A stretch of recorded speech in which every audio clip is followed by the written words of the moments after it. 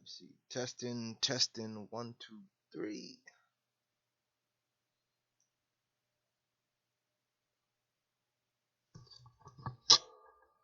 Testing, testing, 1, 2, 3. Right. Okay, that seems to be good.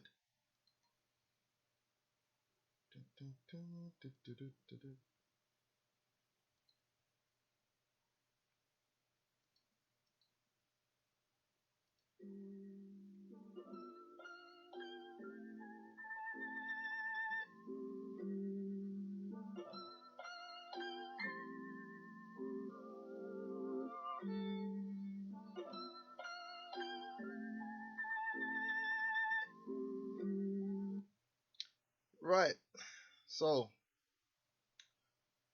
first, of course, I want to say all praises unto Yahweh Ba'Shem Yahushai, and double honors unto the apostles and elders of Great Millstone, and honors to you brothers out there in the highways and the byways teaching this word in all sincerity and in truth. Shalom to you brothers out there that's listening and learning, and to the sisters as well.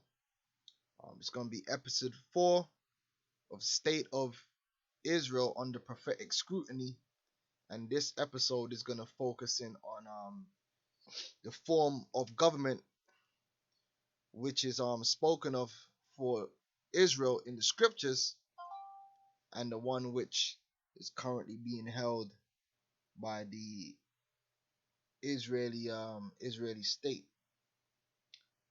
okay, which is really the state of Edom, because those so-called Ashkenazi Jews are really Edomites. So what we're gonna do through the spirit, man, we're gonna just that's why I'm doing it live. You can walk with me if you're logging in, and we're gonna go through some information. We're gonna go into the prophecies, and then we're gonna actually have a look. We're gonna put the Israeli state under the microscope. Okay, so let's deal with a couple scriptures to begin with.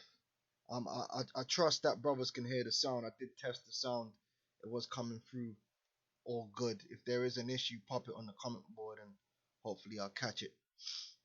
Okay, so let me bring up the first precept. So this is 2 Samuel 3 and 10. Alright. It says let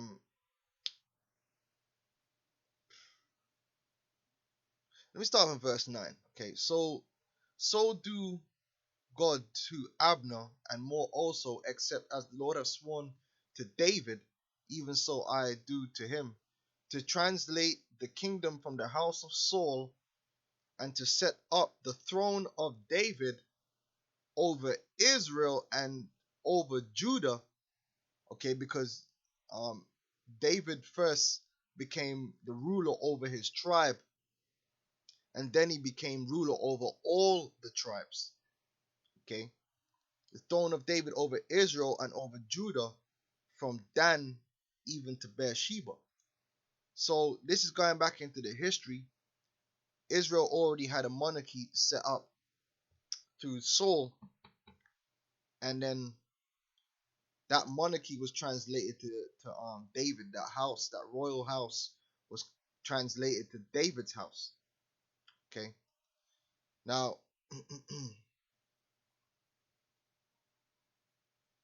want to get another precept.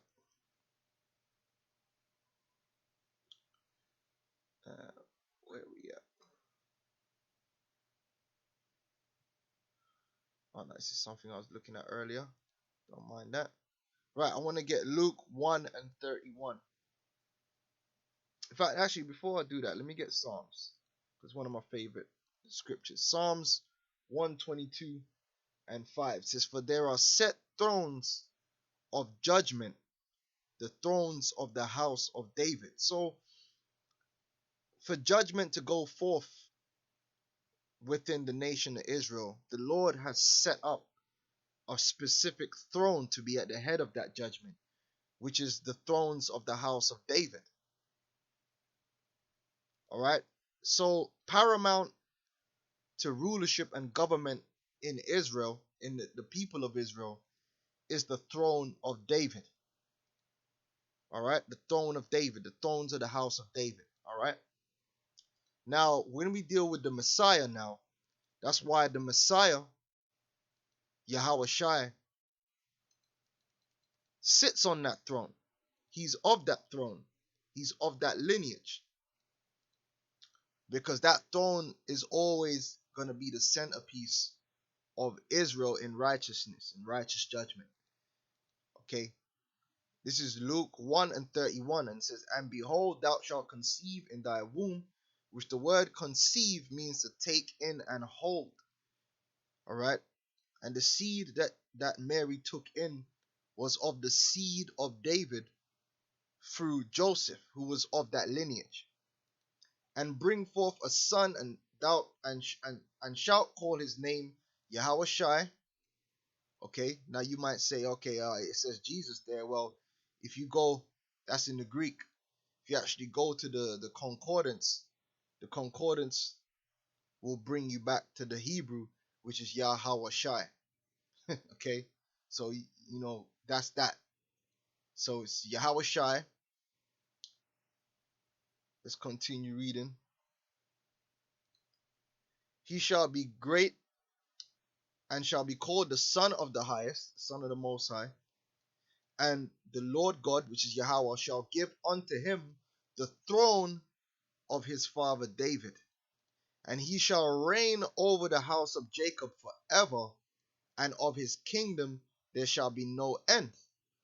All right, so Yahweh Shai is going to sit on the throne of David, and his kingdom is going to have no end, which represents the kingdom of heaven. All right, which also the kingdom of heaven really represents the kingdom of Israel, which is being restored. Okay, which let's get Acts 1, and we'll back that up. Okay, Acts 1:6. "When they therefore were come together, they asked of him, saying, Lord, wilt thou at this time restore again the kingdom to Israel?" Okay, so the kingdom of heaven and the restoration of Israel and the throne of David and the Messiah, these are all connected, because it is the Messiah, Yahweh Shai, who will restore the kingdom, which is his kingdom, okay, when he comes back upon his second coming. See, the thing is with these cats that talk about 1948, a lot of them claim to be Christians, but they don't ever take the Messiah into their calculations. Why is that? Is it not the Messiah who would restore Israel? Is that not the whole reason for the Messiah? And you look up the word restore.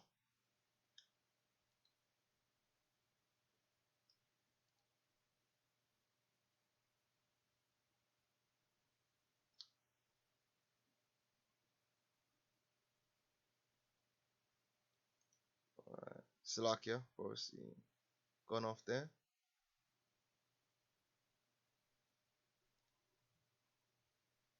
There we go. Strong's G600, apakathistemi. All right, which means to restore to its former state, to be in its former state. What was the former state of Israel when it was in righteousness? During the days of King Solomon, you had all 12 tribes. The law was being put forth, and they had a king who was sitting on the throne of David bringing forth judgment, which was Solomon. Okay, that is going to be restored again by the Messiah, and that's known as the kingdom of heaven, which is going to be on earth. That's what many of the prophets, Isaiah, Jeremiah, Ezekiel, and all the prophets were prophesying of concerning Israel. And of course, you gotta include the Messiah. Okay. All right, to reconstitute in health, home, or organization. All right. So when we go to Jeremiah the 23rd chapter, and we're going to read this. Now, this is a scripture which is again going into the restoration of Israel in the last days. Jeremiah 23:3. And I will gather the remnant of my flock, which is Israel, which is of the 12 tribes, which the flock ultimately represents, when you get the understanding, the elect of Israel, the ones who would believe in the Messiah, out of all countries which I have driven them, and will bring them again to their folds, which the folds represent their inheritances, that they are Jew in the land of Israel, because all the tribes that will be saved will be Jew in inheritance in the land of Israel. And they shall be fruitful and increase, and I will set up shepherds over them, all right, which shall feed them, and they shall fare no more. Now the shepherds represent the 144,000 that you read about in Revelation 7th chapter. The chief of the 144,000 is the head, which is David, which, if you can receive it, David was reincarnated as Peter. And he's going to come back again in the reincarnation, which he has. We believe him to be King Marshal. He's going to come back with Yahushua himself in style on them chariots. But 144,000 represents these shepherds that the Lord is going to set up. Let's get that. And that's through the gospel, by the way. Okay, which is another thing they don't mention when they speak about this Israeli state. All right. That's what the gospel is all about. The gospel is all about setting up that restoration of Israel by preparing those men through edification. Ephesians, the 4th chapter goes into that. Let's get Revelations 14 real quick. Just walk with me. In fact, let me check the comment board, see if there's any questions or... Okay, we're good. Right. Let's jump back. Revelations.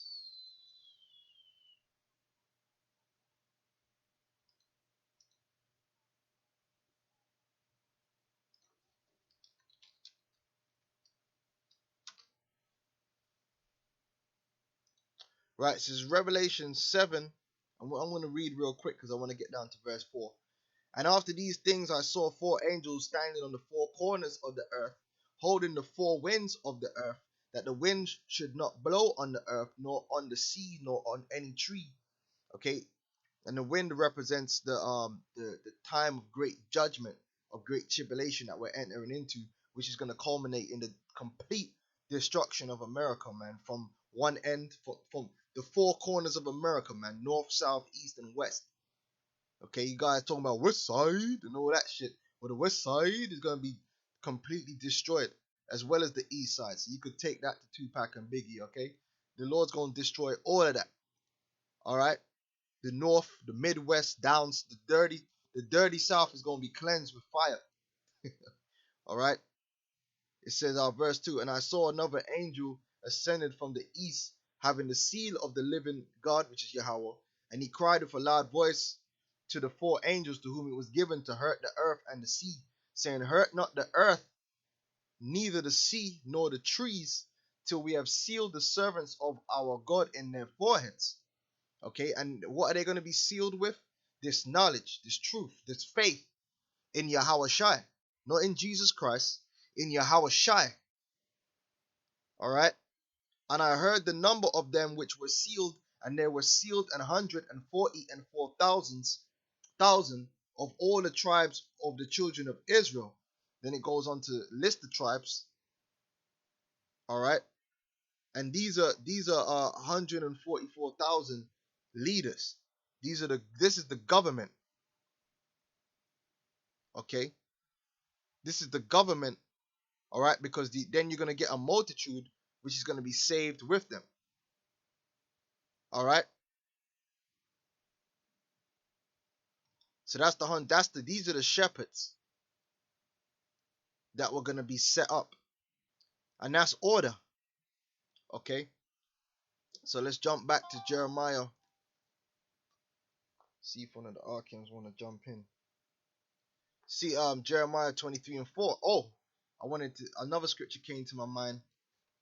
The great shepherd, which is Yahushua, because he's above the 144,000.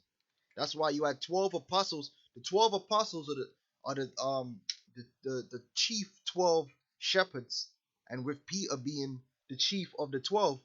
But there was a shepherd above them. All right, there was a shepherd above them, which is Yahushua. He's the great shepherd.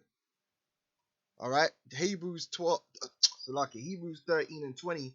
Now the God of peace that brought again from the dead our Lord Yahushua, that great shepherd of the sheep, through the blood of the everlasting covenant. So let's jump back to Jeremiah.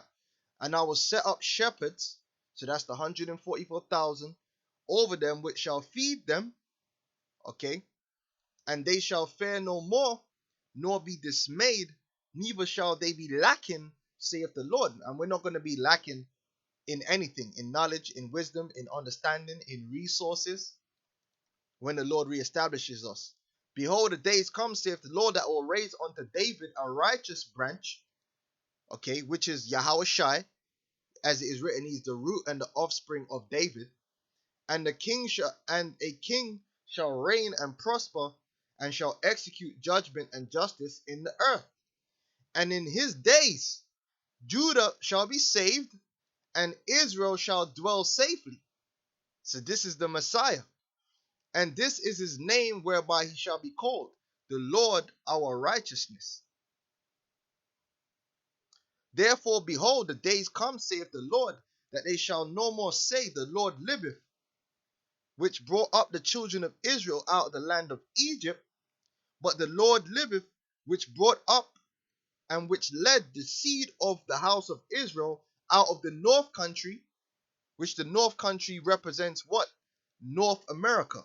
Because that's where the all 12 tribes exist, man, in masses. All right. Is in North America. You got all the tribes en masse. You got Judah over there. You got hella Judah, hella Benjamin. Okay, you got hella Benjamin over there in America. You got hella Levi in there. You got Gad. You got Reuben. You got Issachar flooding across the border. All right. You got Issachar flooding across the border. Zebulun flooding across the border. All right. This land is filled with Israelites. This is the main land of our captivity is America. That north country, which is situated in what's known as North America. Here you go, North America, Canada. Well, what you have here is the United States, which is really modern day Egypt. All right. So let's jump back. The north country, and from all countries whither I had driven them, because Israel is also scattered among all the nations as well, and they shall dwell in their own land. So this is when Israel is going to dwell in their own land. The Lord is going to deliver them from their captivity, from the north country, and from all the countries. Through who? The Messiah. That's why it is written in Matthew the 24th chapter. Let's get that.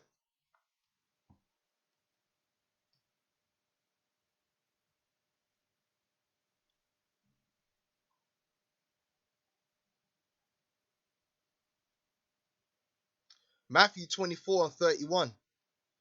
Sorry, let me start on 30. And then shall appear the sign of the Son of Man, which is Yahushua, in heaven. And then shall all the tribes of the earth mourn. And they shall see the Son of Man coming in the clouds of heaven with power and great glory. Now, this should link up to you with Acts. I'm going exhaustive, man. Sometimes to get the understanding, you got to jump around. You got to get a lot of precepts, set a sound foundation. When I read earlier in Acts 1, yeah, they were asking the Lord, when are you going to restore the kingdom to Israel? When are you going to restore the kingdom to the saints, as it is written in the book of Daniel about the saints taking the kingdom? Okay, and that the kingdom shall not be left to any other people, right? But he said to them, look, it's not for you to know them times, man, because that's with the Father. Meaning, I can't tell you the exact day. Okay? Just do the work. Okay? Now, immediately after, the Lord was caught up into a cloud, into a chariot. Acts 1:9. And when he had spoken these things, while they beheld, he was taken up, and a cloud received him out of their sight. And while they looked steadfastly toward heaven as he went up, behold, two men stood by them in white apparel, which these had to be holy angels. All right, which also said, Ye men of Galilee, why stand ye gazing up into heaven? This same Yahushua, which is taken up from you into heaven, shall so come in like manner as ye have seen him go into heaven. So he's going to come back with the chariots, with the clouds of heaven, the Messiah. Right? Real quick, Revelations 1:7. Behold, he cometh with clouds, and every eye shall see him, and they also which pierced him, and all kindreds of the earth shall wail because of him, even so, amen. So then when we go into Matthew 24, it's going into that Lord, the Messiah's return. And then shall appear the sign of the Son of Man in heaven, and then shall all the tribes of the earth mourn, and they shall see the Son of Man coming in the clouds of heaven with power and great glory. Now check this out. And he shall send his angels with a great sound of a trumpet. That's that heavy bass line. And they shall gather together his elect, okay, from the four winds, from one end of heaven to the other. So that's talking about what was prophesied in Jeremiah 23, and also Ezekiel 37, about the Lord gathering back together his children, the children of Israel, man, and establishing them what? Back into their land. Okay. Now let's move on to Jeremiah 30, because it goes into these same times, these last days. This is Jeremiah 30:3. For lo, the days come, saith the Lord, that I will bring again the captivity of my people Israel and Judah, because the 12 tribes are in captivity even unto this very day under our enemies, the other nations, beginning with the so-called white men, all right, which are the Edomites. We're in captivity. We're under their jurisdiction. We're under their authority. We're not under our own authority. We're not under our own king, saith the Lord. And I will cause them to return to the land that I gave to their fathers, and they shall possess it. How was the Lord going to cause Israel to return to the land? Through the Messiah. We just read it. He's going to gather together his elect from the four winds. And these are the words that the Lord spake concerning Israel and concerning Judah. Okay? Because this ain't about just one tribe. This is about all 12 tribes. For thus saith the Lord, we have heard a voice of trembling and of fear and not of peace. Ask ye now and see whether a man doth travail with child. Wherefore do I see every man with his hands on his loins, as a woman in travail, and all faces are turned into paleness. Alas, for that day is great. And that same day is the same day that Daniel spoke about that time of great tribulation. So that none is like it. It is even the time of Jacob's trouble, but he shall be saved out of it. Now, who are the ones that are going to be saved? The elect. What does the word elect mean? Let's get it. Let's get it, man.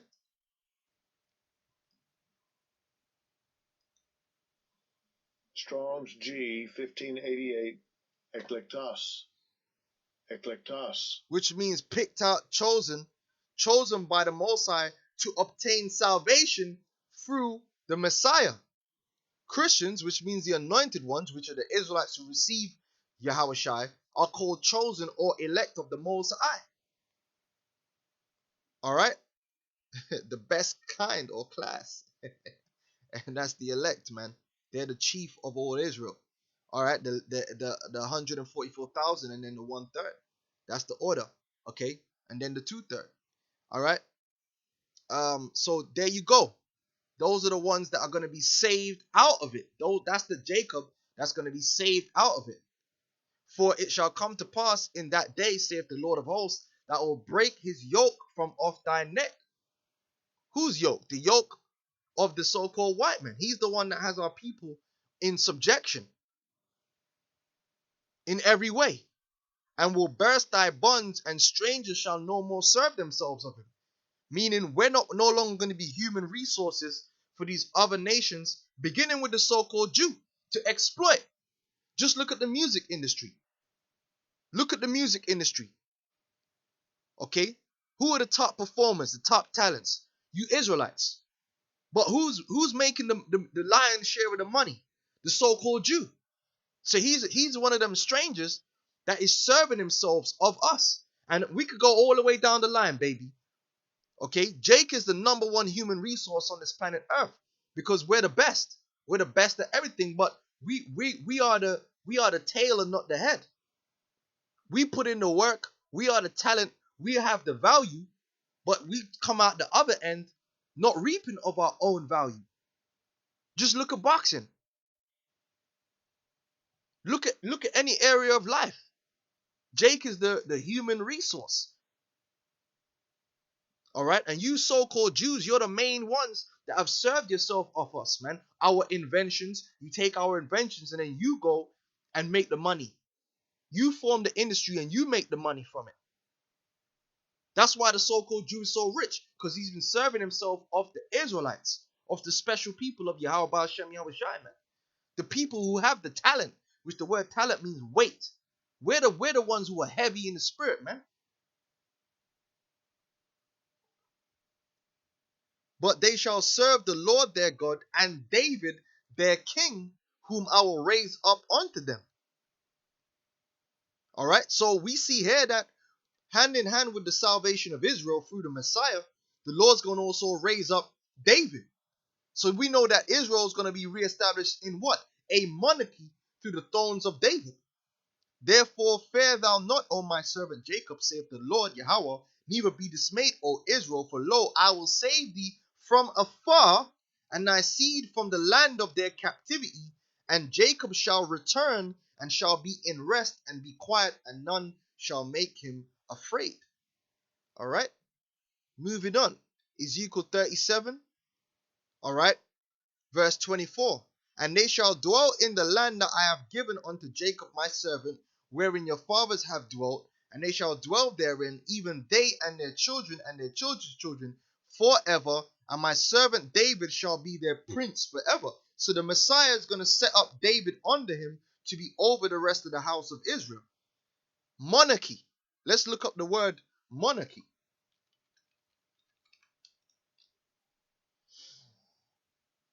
Monarchy, a form of government with a monarch at the head. Kingship, sovereignty, autocracy, monarchy, absolutism. Okay? Kingdom.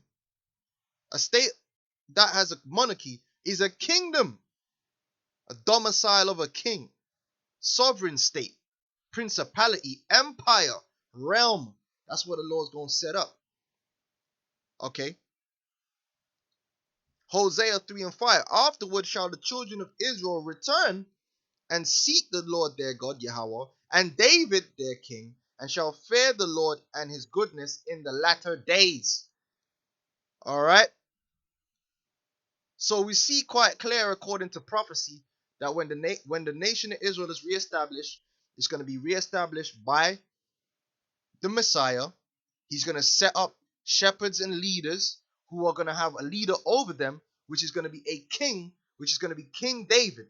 And that's how the rulership is going to be. That's the government of Israel when it is reestablished. Now in 1948, is that what happened? No. So I'm going to play some clips for you, brothers, and show you what the state of Israel is all about. Okay?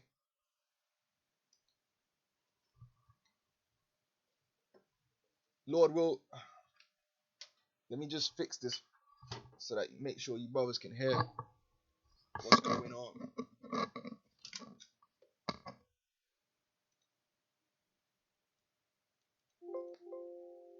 In fact, let me just check the comment board real quick.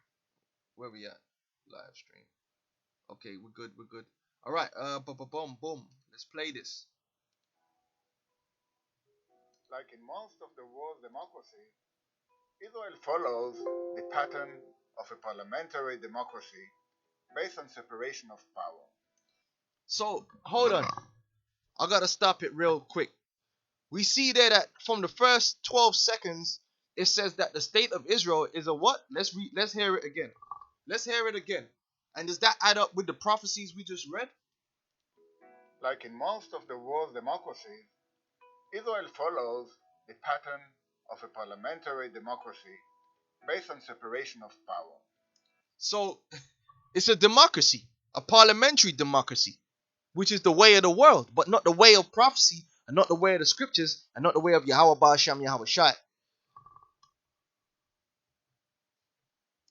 A legislative branch, an executive branch, and an independent judicial branch.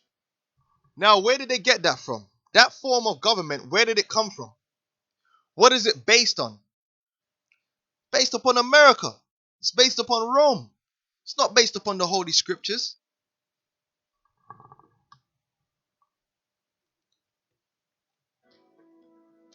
The citizens vote for the Israeli parliament, the Knesset, which is the legislative branch. They elect their favorite party out of many. If no single party receives ultimate majority, the largest party has to form a coalition with other parties in order to rule by forming a government. This government is approved by the votes of the majority of the members of the Knesset. The government leads the executive branch, managing its different departments and various institutions. The members of the Knesset approve the government's composition and monitor government's activity. It is for these reasons that the government is located at the midst of the Knesset hall. Under such a political system, the Prime Minister is the actual leader of the state, heading the government. So where did we read in the Holy Scriptures that the Lord was going to reestablish the nation of Israel with a prime minister? Through The judicial branch is based on the court system. Judges are nominated by a professional and political committee. The court system is headed by the Supreme Court of the country. Beside these institutions, see this is all confusion, man. The 144,000 are all going to be kings in Israel and are all going to be judges, man. All this judicial system, it's all BS. It's all confusion. That's not what the Lord's setting up, man. representative head of the state is the president, who has a more symbolic status than real political power. So here it is. They got a president as well, but he ain't got no real power. It's symbolic. Where is that in the scriptures, man? Where is that in the scriptures? The president is also elected by the members of the Knesset.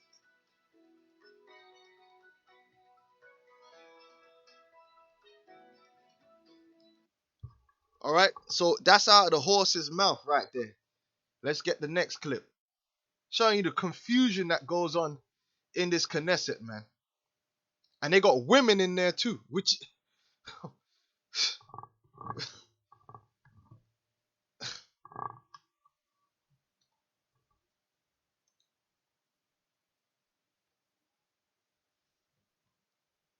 It's certainly one way to cool a heated debate, as an Israeli politician throws a glass of water over one of her counterparts in the country's parliament.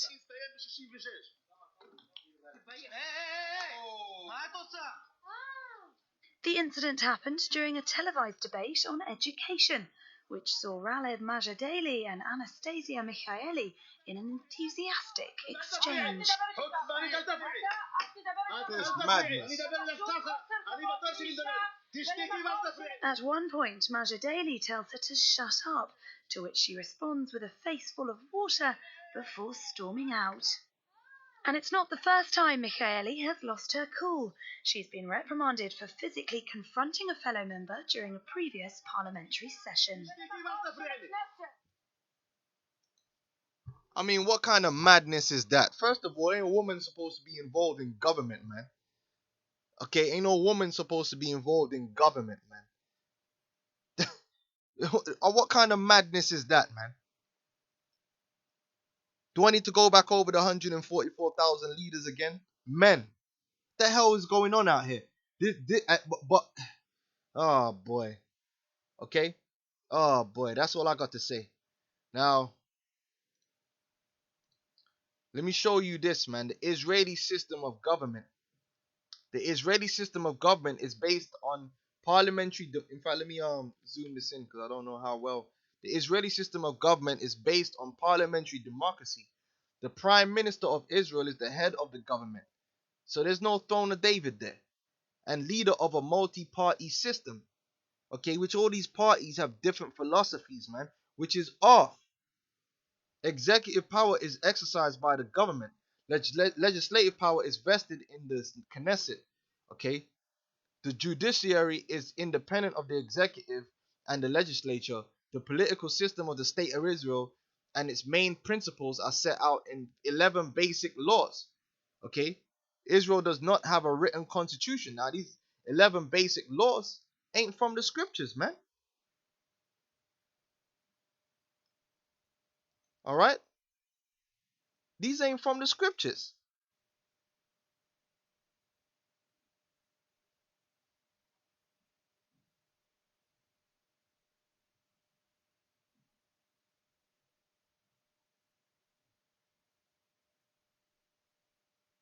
Man, it ain't. Look, man, I don't see nothing about the scriptures in here. You know, it's just madness. It's absolute madness, man. Absolute madness. All right. They got judicial courts, religious courts, labor.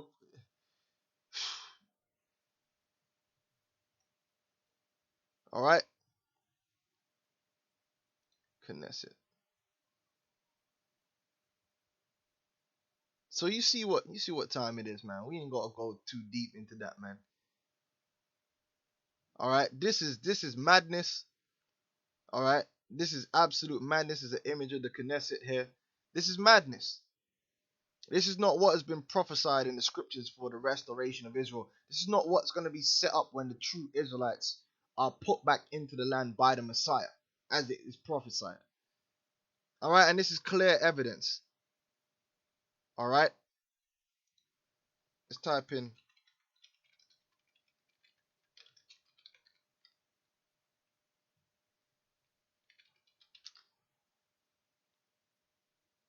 Look at this, all this madness. These are all the different parties, man, political parties, man. It's confusion and madness. That's not what the Lord is setting up.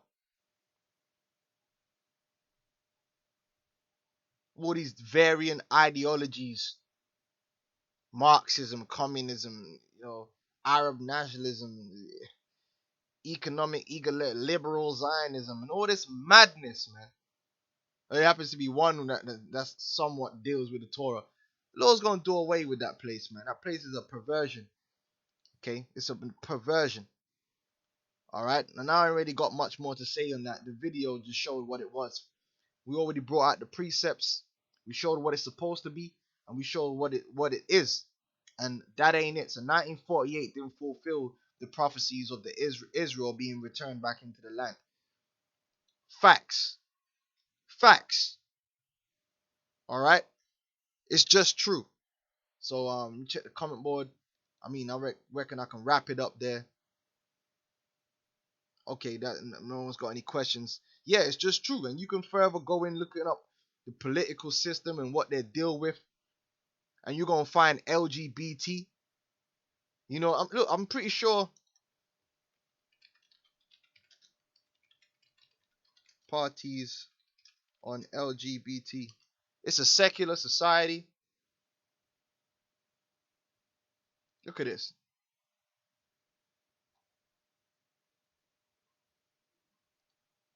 Israel's Labour Party and the new movement Meretz support gay rights, as did the now defunct Shinu. Look, man. Other minor liberal or progressive political parties support a similar platform as well. The Green Party, the Green Leaf Party. I mean, you know what I'm saying, man? Look, this place is gone. Okay, it's gone. So until the next episode, which well, we're gonna see what Lord will I'm gonna do the next episode on. I did have something in mind, but it's totally gone out of my head what I was gonna do the next episode on. See if I can remember.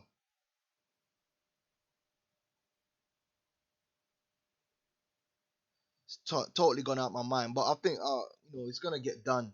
We're gonna continue to shine the light on this blood, this dark blood, man, in existence, which is the state of Edom, i.e. the Israeli state. All right. So with that, I'm gonna say shalom.